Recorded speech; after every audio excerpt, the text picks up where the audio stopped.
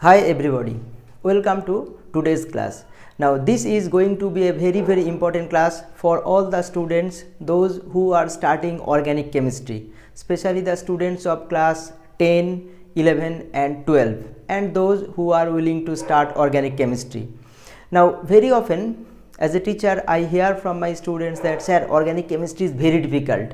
Sir, I don't understand anything in organic chemistry, or sometimes sir, I read everything, understand, but very often within few days I forget everything. So why these type of problems arise? Is there any solution? The answer is yes, absolutely. There are some solutions. From this point, I shall be teaching chemistry continuously from the very beginning, so that if you want to learn organic chemistry, then you will be able to understand. And one more thing to mention, that is I have also seen that in organic chemistry, not inorganic, okay, in organic chemistry, most of the students will be either very good or very weak or very bad. No in between condition is there. If you follow from very beginning, if you get interest, then definitely you will be best in this class. And if you don't follow from the very beginning, then you will be very weak in organic chemistry. So let's start your journey from here by understanding from the very beginning, so that you become a very good student in organic chemistry. And organic chemistry will not be at all surprising and will not be at all difficult to you. So without any delay, let's get started. Now organic chemistry means basically the chemistry of carbon compounds. Since it deals with carbon compounds, so we have to know how carbon form bonds, and in order to form bond, we know that the electrons are important. So first of all, we have to know what is the electronic configuration of carbon. Now today whatever I shall discuss, mostly I have written for you, so let's start from here. Now valency of carbon atom, you must know that the any atom, not only for carbon atom, valency means the capacity of forming bonds, that is how many bonds can be formed by an atom is its valency, and valency is determined by the number of electrons which are present in the outermost shell of the atom. So let us consider the electronic configuration of carbon. Carbon, all you know, atomic number is 6, so electronic configuration will be 1s2, 2s2 and 2p2. This one, that is second cell, is the outermost cell or valency cell of carbon. Now in this is completely filled, but this is incomplete. This p orbital may be represented in this way also. Here two electrons are there, this one and this one. Look, these two are odd electrons, so they can form bonds, and these two forming one pair of electrons. And since this is paired condition, so this will not be reacting. So these two electrons will take part in bond formation, which indicates that carbon will show valency 2. That is, up to this carbon is showing valency 2, that is carbon should form 2 bonds, but actually carbon form 4 bonds. The question is how? Now this then may be considered as stable or ground state configuration, ground state electronic configuration.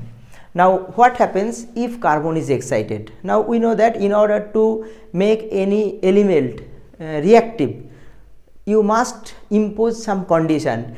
This condition may be heating, maybe applying pressure, or maybe something else also. Whatever may be the case, we actually excite the element so that its energy is increased and it is compelled to react. Now if this one is excited, that is carbon in excited state. If carbon is excited, then what happens is that this electron, from this one electron jumps to this orbital. So what happens actually in that case, in the outermost shell of carbon, this becomes like this. This electron becomes unpaired and these two remain the same, and one electron from here jumps to this, that is this electron is going there, and so now it has 4 unpaired electrons in excited state of carbon atom. Means that carbon in its excited state, since have 4 odd electrons bonds also, so it indicates that valency of carbon is 4.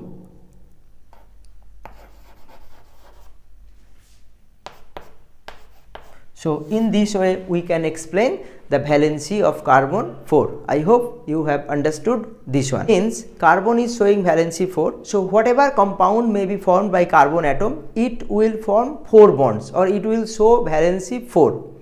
Now if we consider different type of compounds, first of all we have to understand the compound, we have to know the compound, we have to identify the compound. But if we don't know how to write down the structures of the compounds, then how can we do all these things? So we have to do one basic thing before going in deep.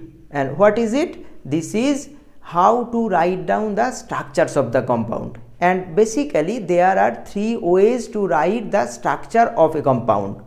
And what are these 3 structures? Now I have already written 2 of them for you. One is complete structural presentation, that is if we write down one compound, then we can show each and every bond formed in this compound. Let us consider this example. Let us consider this compound, methane. Here actually 4 bonds are formed, and okay, just make it clean first. Now come to this one. Now complete structural presentation, what does it mean? It means if carbon is the central atom and it forms 4 bonds, then we shall show each and every bond in this way. Here no bond is hiding, or everything is clear. Carbon atom directly linked to 4 hydrogen atoms. Now let us consider another example like this.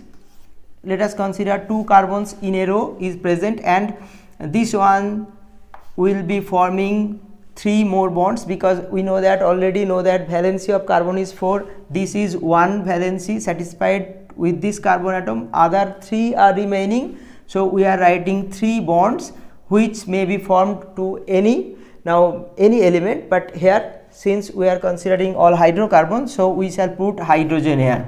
So this is the carbon atom, rather 1 carbon atom forming 4 bonds, 1 2 3 4. So 4 valency of this carbon are satisfied.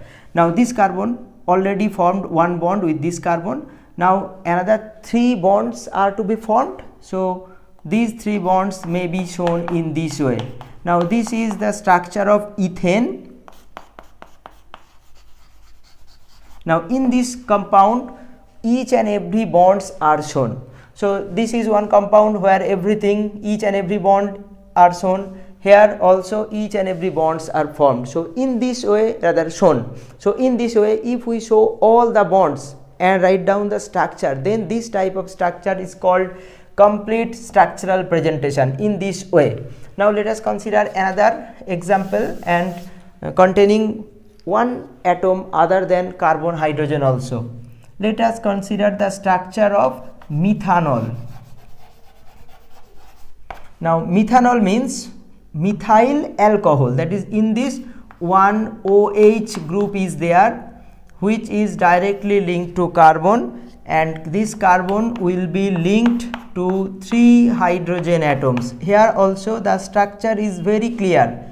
Carbon directly linked to 3 hydrogen, carbon directly linked to 1 oxygen, which is further linked to another hydrogen. So this is the structure where each and every bonds is clear. So in this way, if we write down the structure, this is called complete structural presentation of a compound.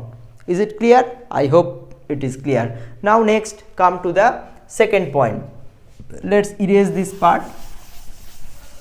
The second part will be condensed. So write down here condensed. Condensed structural presentation. What does it mean?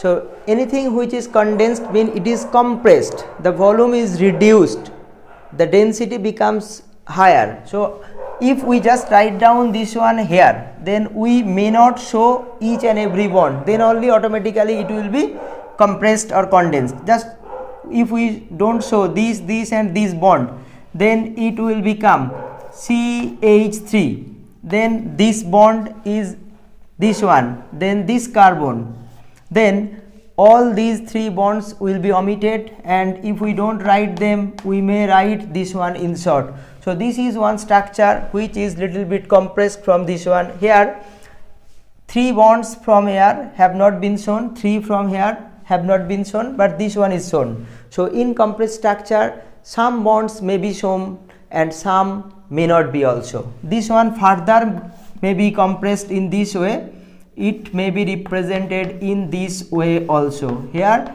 no bond is shown. So compressed structure may be formulated in these 2 ways.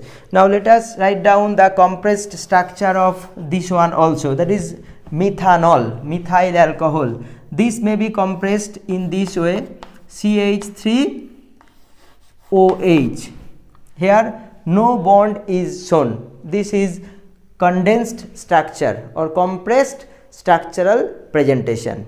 Now come to the third one. Third one is bond line structure.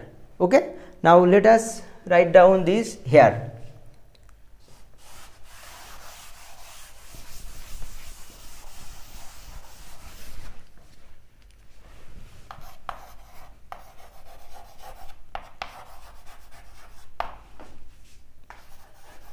Bond line structural presentation. Now what does it mean, bond line? That is bonds that will be represented by lines, and in this structure no hydrogen, no carbon is written. So how it is possible? Now let's see.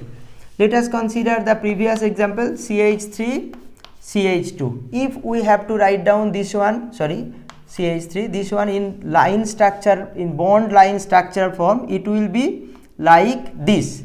Now this line indicates one bond, and each and every end, this one and this one, will contain one carbon atom, and this carbon will contain remaining hydrogens. That is, this one may be this CH3 bond CH3, but if we present this one in bond line structure way, this will be written in this form. Now let us consider another example.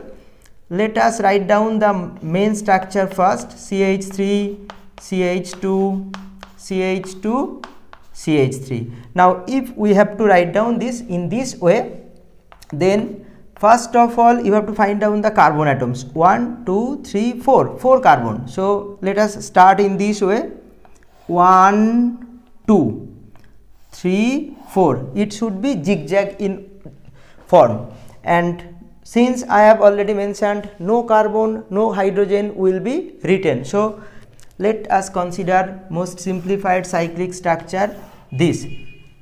Now this means each and every corner contains one carbon atom. So this one and this one will be there. Now if we join them, this is one bond between these 2 carbon, this is the second one between these, and this between these 2. Now we know that carbon must contain 4 valencies or 4 bonds. 2 already have been shown, so other 2 may be represented in this way, or you may write down these 2 in this way also. So if we show these bonds or these 2, then it is becoming compressed structure, condensed structure, but this one is representing everything but not showing anything. This is bond line structure. Is it okay? So in this way, if we have to write down one structure where one special element is there, then how to write? Now let us consider this one, that is one 6-membered ring. Okay, we know that this is cyclohexane. Now if this one contains one halogen, then we may write down here one halogen. If anything else is there, then we have to write down. So this is the structure where each and every corner contains carbon and hydrogen atoms like this. This will be clearly like this, but if we show all these things, then it will become condensed structure or total structure, complete structure. Or if we don't show each and every hydrogen and carbon, then it will become condensed structure. So to make this one condensed, we don't have to show all these things, so it will become only this. So this is the perfectly bond line structure, and this is one cyclic structure. Is it clear? So in this way we have to write down the structure of organic compounds. So wherever any structure is there, please don't be afraid of seeing them. Face them, follow the rule how the structure is written, then definitely one by one you will be able to identify. If not right now, then in future definitely you will understand how the structure has been written, or if I say you to write down one structure, you will be able to write down them independently. Yes, now this is the first class of organic chemistry. Later on many more to come. So if you think this class is helpful to you, so please join by next classes. Definitely in this way, if you follow all the classes, definitely you will be able to see the change in yourself, and you will have no fear at all, and you will be definitely on a commendable position at the end of the year. So that's all for today. Bye bye.